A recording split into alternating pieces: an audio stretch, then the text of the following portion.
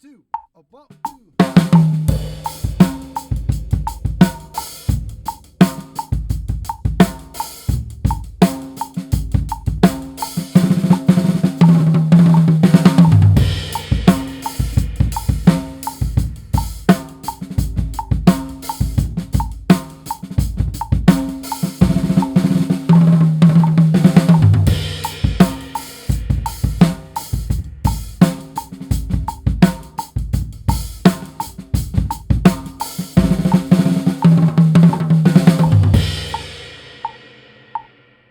Hey, it's Vaughn here at your jazzdrumschool.com YouTube channel. Aloha, hope you're doing well.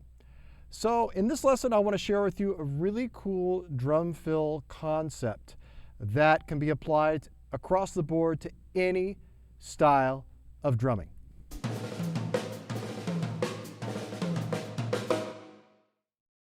So you heard me playing some different kind of groove up front. Most of y'all know me as a jazz drummer.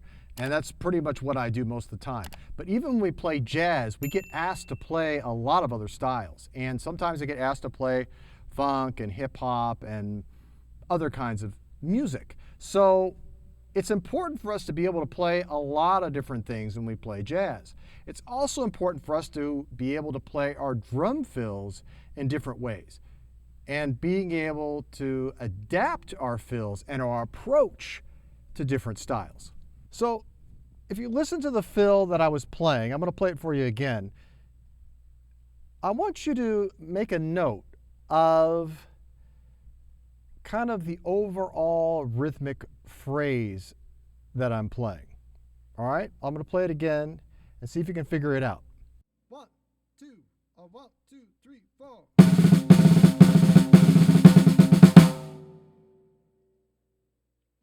1, 2. 1, 2, 3, 4.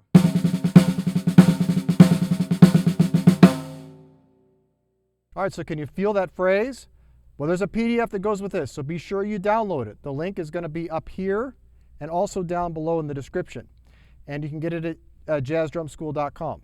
Now, this free PDF has got a few things written out for you.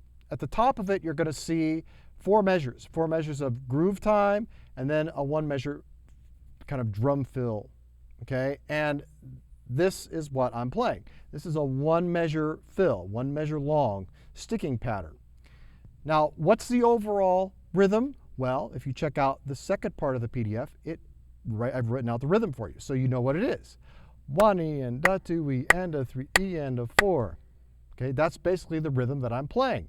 So if I were to take that rhythm and just play it across the drum set with just singles, and just the rhythm itself, it sounds like this. 1, 2, 1, 2, 3, 4.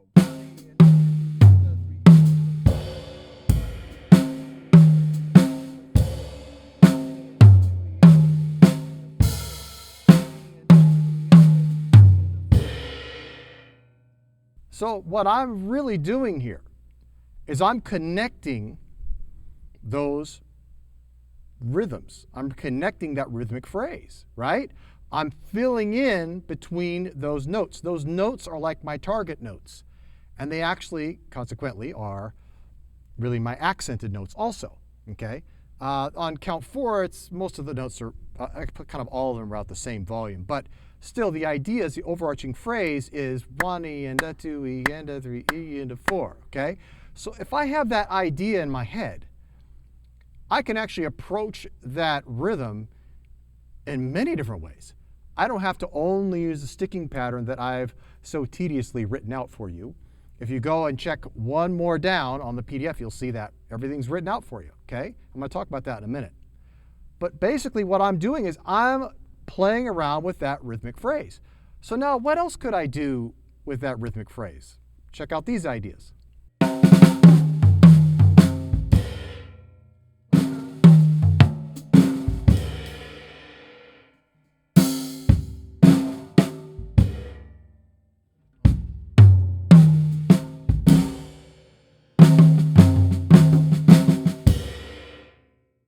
So you get the gist of this? What I'm doing basically is I am using that phrase as my guiding light.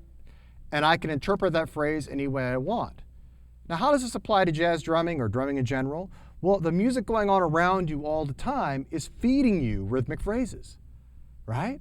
So if you can snatch one of those rhythmic phrases out of the air and use it on the drum kit in your fill, it's going to fit the context of what's going on in the music. It's not like you're taking some phrase and superimposing it on top of the music. It doesn't really fit.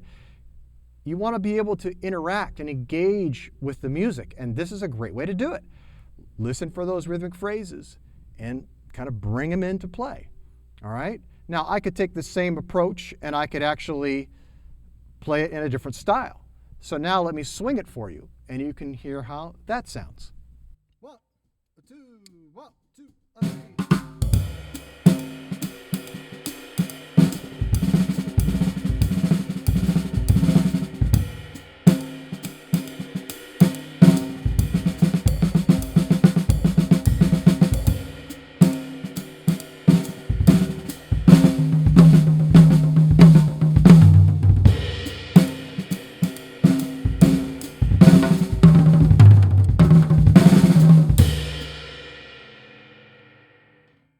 So you get the idea? So basically what I did was I extended it to a 2-measure phrase. To be able to play all of those kicks in a swing feel at that tempo, I needed to make it 2 measures long. So it became a 2-measure drum fill. So just different ways you can use the same phrase. All right, so now I've written out the hands for you. Go down and check out the next example on your PDF. This is just the sticking pattern, okay? And I've written all the notes in for you. And what's going on here is we're actually playing a single paradiddle diddle in a straight fashion. So we're straightening out a single paradiddle diddle, laying it over groups of 4 30-second notes, okay? And it may sound complicated, but it's really not. All you got to know is that you're aiming for those phrase markers. You're aiming for those accents. As long as you aim for the accents, you can't go wrong. All right, all I'm doing is filling it in, and I'm just using the single paradiddle diddle for the first 4 accents, and then the last, starting from count 4, I'm just playing singles and going around the drums. So and the way I was playing it in the beginning is just 2 here, 2 here, 2 here. So really, really simple. This is not rocket science. This is not super complicated. It just is a feeling. So basically, if I'm going to play a regular single paradiddle diddle, it's going to have a triplet feel to it like this. 1, 2, 1, 2, 3, 4.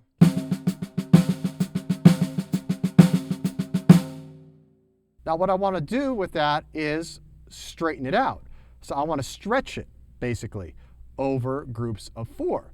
And when I do that, it sounds like this. 1, 2, 1, 2, 3, 4. 1, 2, 1, 2, 3, 4.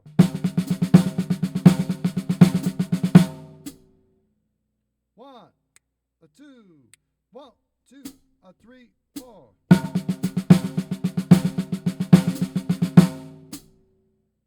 Let's take it back to the original context, back to kind of a more of a funky thing, kind of a straight 8, 16th notes kind of feel.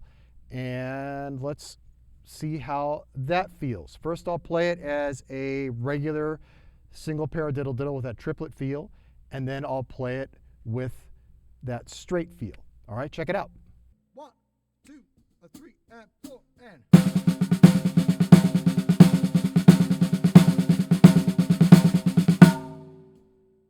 1, 2, 1, 2, 3, 4.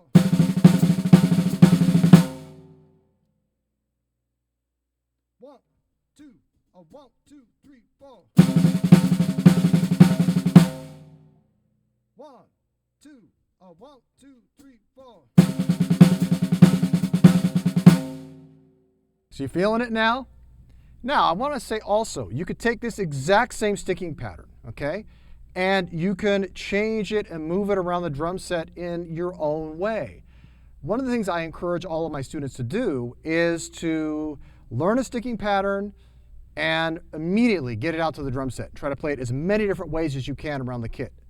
because you want to be able to have that facility around the kit. You don't want to get stuck only being able to play it on one drum, like for instance a snare drum, or playing it the same way every time. At the beginning of the video, I played it the same way every time just so that you get a feel for the pattern. But I'm not going to play it the same way every time, okay? And I don't want you to either, because again, I want you to think of the overarching rhythmic phrase and create something with that, even if you use the same sticking pattern. So let me play a little bit for you, and I'm just going to kind of play it different ways across the kit. I'm going to return to kind of a funky style groove and feeling, and you can kind of see how I play it different ways. All right, check it out. 1, 2, 1, 2.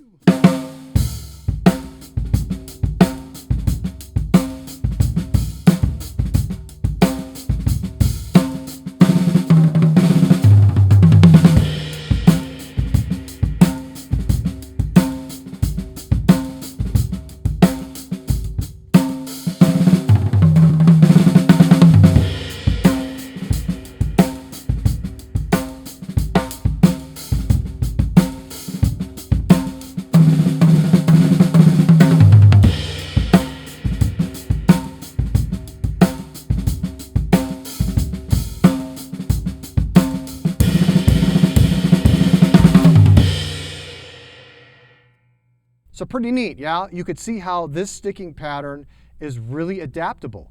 Even just the sticking pattern alone by itself, you could do a lot of things with it. You could be very, very musical, and you can be very responsive to the music.